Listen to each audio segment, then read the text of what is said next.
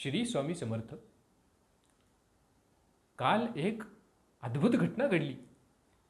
मी असा देवासमोर बसलो होतो आणि अशी देवाच्या समोर दिव्याची ज्योत पेटवली, दिवा पेटवला, प्रज्वलित केला आणि त्यामध्ये मला साक्षात स्वामींचं दर्शन झालं.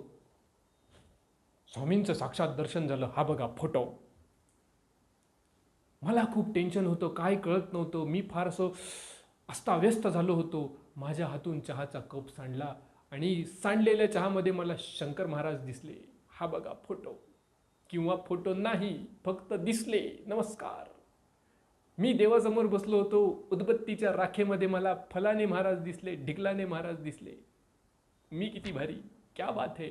अशा सगळ्या गोष्टी तुम्हाला वारंवार ऐकायला मिळतात सोशल मीडियावर. प्रत्येकाच्या सोसायटीत, कॉलनीत कोणीतरी असा माणूस, कोणीतरी अशी महिला असतेच असते की ज्यांना काहीतरी असे साक्षात्कार दर आठवड्याला, दर महिन्याला, 6 महिन्यातून एकदा होतच असतात.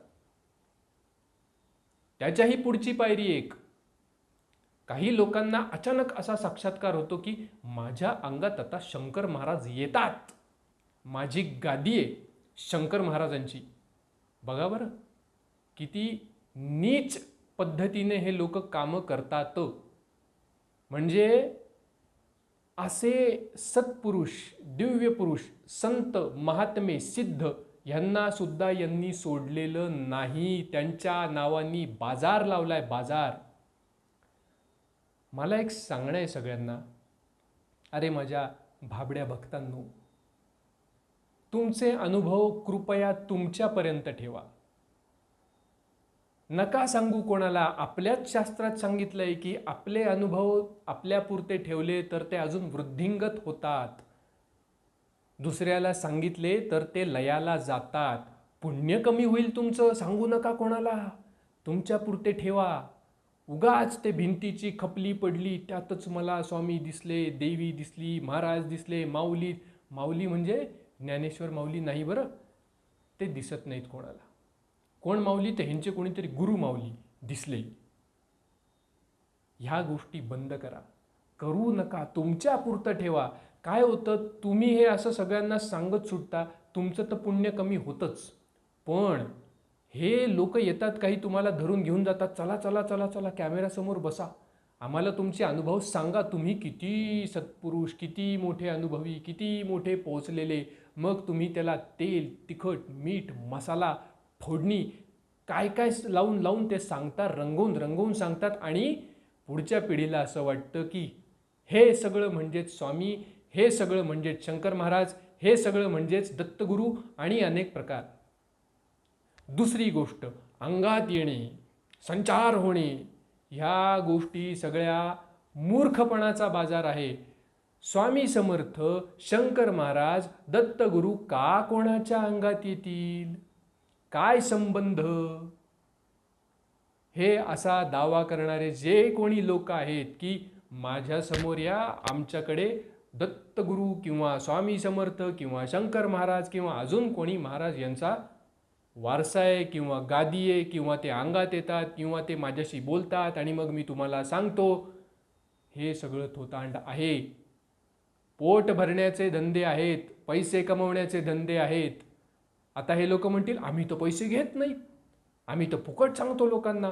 पण यांचे पैसे कमवण्याचे मार्ग वेगळे असतात. हे लोक जे सांगतात, आम्ही प्रश्न सोडवून देतो. आता मध्यंतरी एक जण कोणीतरी धरला पोलिसांनी, भोंदू बाबा. तो दत्त संप्रदायातून सांगायचा स्वतःला. तो, त्याचा पोरगा, त्याचे वडील, अशी सगळी लाईनच लावली होती त्यांनी. पोराची, लहान पोराची, 5 वर्षाच्या पोराची पाद्यपूजा करून घ्यायचा तो. नाव नाही आठवत मला त्याचं, पण तो आहे. तुम्ही जर गुगलवर सर्च, अनेकांना माहिती असेल कोण आहे, माहिती आहे तर कमेंटमध्ये सांगा, मी त्याचं नाव विसरलो आहे. त्यांनी लिटरली त्याचे वडील, तो आणि त्याचा पोरगा, लाईनशीर सगळ्यांना त्यांनी मार्केटिंगच केली होती त्यांची की या तिघांना पुजलंच पाहिजे. असे अनेक आहेत ज्यांनी, आपण म्हणतो ना नेपोटिझम, इथे पण नेपोटिझम आहे ह्या लोकांमध्ये. जे लोक म्हणतात मी तुमच्या समस्या सोडवतो, माझ्याकडे स्वामी दत्तगुरू आणि जे शंकर महाराज वगैरे असे लोक आहेत, त्यांनी पिशाच साधना केलेली आहे.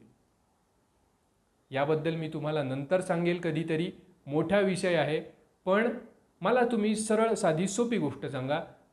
हे एवढे सिद्ध पुरुष आहेत, संत आहेत, महात्मे आहेत, ह्या लोकांना गरज आहे का? तुम्ही कधी कल्पना केली का ह्या असल्या लोकांच्या शरीरात ते का जातील आणि कोणाच्या शरीरात जायची त्यांना गरज काय? एखाद्या व्यक्तीला एखादी गोष्ट सांगायची तर ते कोणत्याही पद्धतीने सांगतील ना. कोणता मीडिएटर धरायची काय गरज आहे त्यांना? अख्ख्या जगावर त्यांची सत्ता, आणि ह्या एका कोणत्या तरी अशा बुवा बाबाला धरून ते गोष्टी सांगतील का? यांची तोंड बघा रे एकदा तुम्ही. ज्या व्यक्तीला तुम्ही खरंच पूजताना, ज्याच्या पाया पडायला जाताना, ज्याच्या चरणाचे तीर्थबिर्थ प्यायला जाताना, ज्याचं मेन्शन करताना तुम्ही गुरुदेव, गुरुमाऊली, माझे काय गुरुराज, जे काय असतील ते गुरु, ज्यांना तुम्ही हार तुरे घालता, एक तर त्यांची वय बघा, एक तर त्यांचं आचरण बघा, यांची तोंड बघा, काय वागतात, काय करतात. हे सगळे प्रसिद्धीसाठी हापापलेले लोक आहेत. ज्ञानाचा पत्ता नाही, अकलेचा पत्ता नाही, फुकट खायची सवय, फुकट, आणि लोकांना लुबाडतायत. तुम्हाला काय वाटतं, पैसे घेत नाही म्हणजे मला लुबाडलं नाही? अरे तुमच्या श्रद्धेचा बाजार त्यांनी मांडलाय, स्वतःचा मोठा ब्रँड बनवून घेतात. मी मी मी लुबाडणूकच झाली ना तुमची. असल्या लोकांसोबत तुम्ही तुमचे फोटो टाकता स्टेटसला, लाजा वाटल्या पाहिजेत. अरे यांना डोक्यावर घेऊ नका, यांच्याकडे जाऊ नका. असे अनेक प्रश्न, अनेक गोष्टी आहेत ज्यामध्ये आपल्याला धर्माला बदनाम होऊ द्यायचं नाहीये. कारण पुढच्या पिढीला हेच वाटतंय की स्वामी समर्थ म्हणजे हे असं काहीतरी, शंकर महाराज म्हणजे असं काहीतरी. हे रील वगैरेवरती अशा गोष्टी बघून, सगळीकडे सोशल मीडियावरती बाजार मांडून या सगळ्या गोष्टी केल्या जातात. धर्माची बदनामी होते, यांचं दुकान चालतं. यांना ओळखा, यांच्यापासून दूर व्हा. जो कोणी म्हणतो ना मी तुझे प्रश्न सोडवतो, या आमच्या दरबारामध्ये 1 रुपया घेत नाही पण तुम्हाला उपाय मिळेल, त्यांच्याकडे पिशाच विद्या आहे. स्वामी नाही, शंकर महाराज नाही, दत्तगुरू नाही, कोणीही नाही, त्यांच्याकडे जायचं नाही. तुम्हाला जायचंय, त्यांची स्थानं आहेत ना, स्वामींच्या स्थानावर जा, शंकर महाराजांच्या मठात जा, दत्तगुरूंची अनेक स्थाने आहेत तिथं जा. नाही जायचं, घरी बसा, ध्यान करा, सगळ्या गोष्टी जागेवर उपलब्ध आहेत. तुम्हाला कशाला इकडे तिकडे भटकायला पाहिजे? तुमच्या श्रद्धेचा गैरफायदा घेऊन लोक दुकानं चालवत असतील तर ह्या गोष्टी बंद झाल्याच पाहिजेत. अनेक गोष्टी पुढे आहेतच, त्या मी तुम्हाला सांगणारच आहे. तूर्तास इथेच थांबतो. श्री स्वामी समर्थ. हर हर महादेव.